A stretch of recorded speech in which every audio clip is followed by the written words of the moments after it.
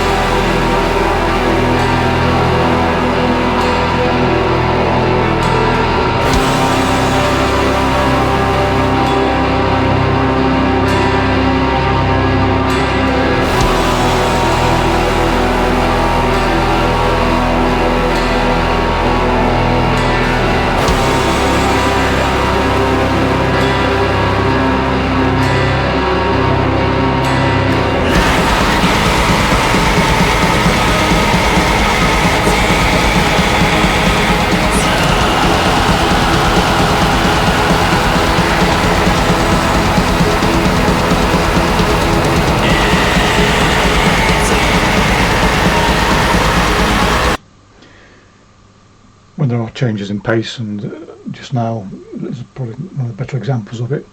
When it does kick back in again, it kicks in good and proper. There's no dilly-dallying. It's almost a sucker punch. You don't see it coming.